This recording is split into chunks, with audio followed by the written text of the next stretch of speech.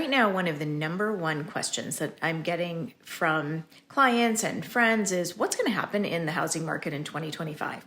That's what we're talking about today. Hey there, for those of you that don't know me, my name is Sue Richey. I'm the owner of a residential brokerage and property management company here in Northern Virginia. Now, as a company that does a lot of rentals, and works with investors as well. We have sold a lot of homes in the last 25 years here in Northern Virginia, and I feel like we have a unique pulse on the market in terms of both rentals and sales and how they really affect each other. So that allows us to be a big advisor to our clients and help them sort of gauge when it might be the right time to buy an investment property or sell their investment property or whatever comes up in their life. We have a really good handle on both, and so it helps us, in a more unique way than other people in our industry. As we start a new year, it's always a great time to look back on what happened in the year before, in 2024, and talk about what we think might happen in 2025 as it relates to sales and to rentals. I've done a lot of research on this topic. I keep up with local market changes and trends, as well as the national market throughout the year. But right now, let's talk a little bit about what we saw in 2024. I think last year was a very difficult year for home buyers in particular. What we saw in Northern Virginia was a very low level of inventory. And when you couple that with high mortgage interest rates, it really made the home buying experience very difficult. And we saw a lot of buyers going into competition, competing with 10 or 15 other offers, asking, that were going well over the asking price. And it just created so much discouragement for home buyers. And really, affordability, it's become a big issue because the higher the interest rates, it makes it really, really difficult for people to afford pretty much anything. And while we're on this topic, let's talk about affordability for a minute here. Home affordability, it's been an issue throughout our country. Politicians are talking about it. Everyone is talking about it because it's very, very expensive. And here in Northern Virginia, prices historically have just been going up and up. We saw home prices continue to increase, sometimes very high, and for the reasons that I just said, high demand, low inventory, things like that. That has actually made the rental market continue to be very strong. And so there are two groups of potential buyers, if you really think about it. There are all those first-time home buyers who have just been waiting to buy a home. They've been renting, they've been saving their money, they're trying to buy a home, but what's happening is that they're just getting bid out of a home, and because of interest rates, they just simply can't afford it. So they just continue to rent. Other group of potential buyers that would be in the market are those buyers who already own a home, and guess what? They have rates that are 2%, 3%. Why are they going to give that up to go buy?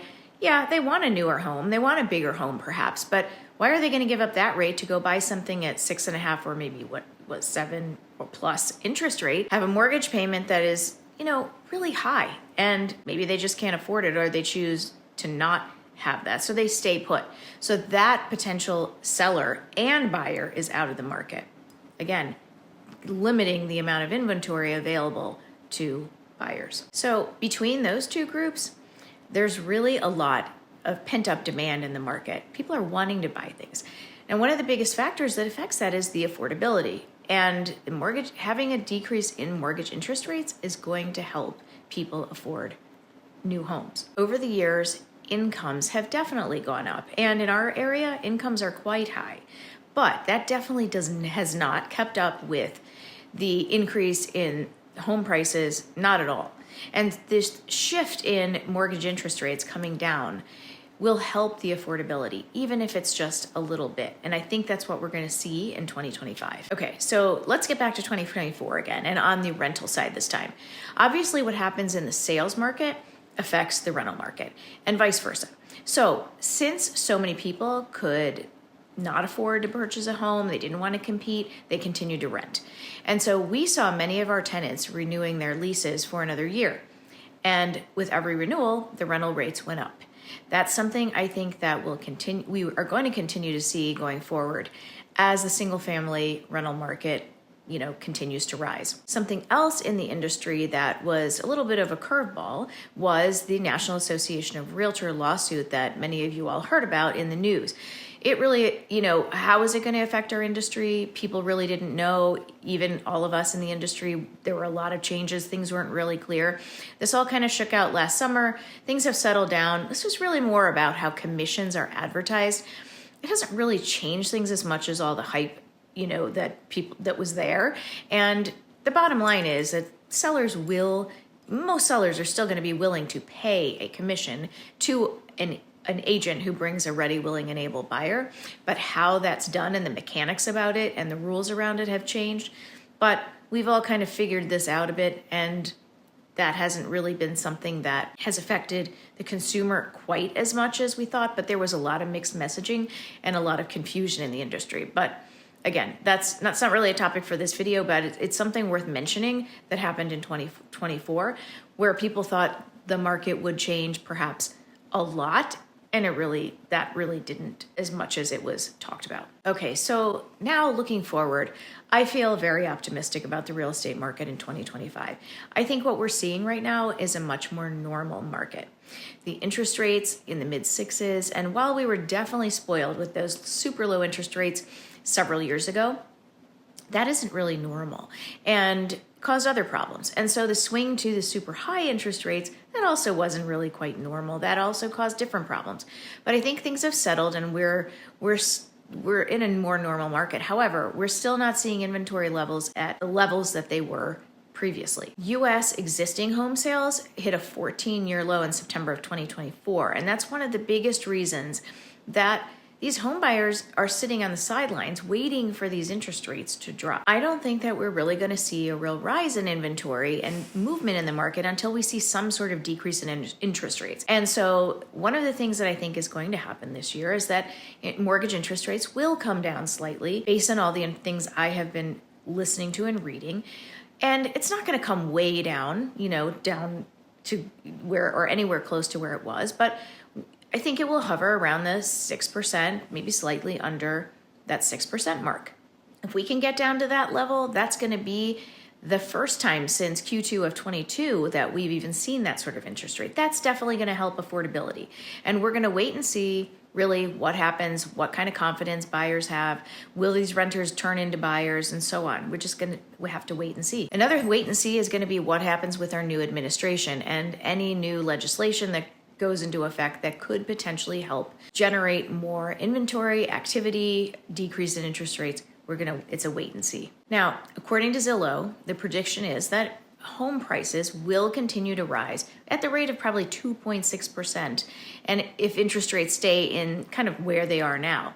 In Northern Virginia, that's what we're definitely going to see, is an increase in home prices. I'm pretty sure of that. I believe that renting is also going to get more expensive in general, and this may prompt more people to want to buy and really look into buying.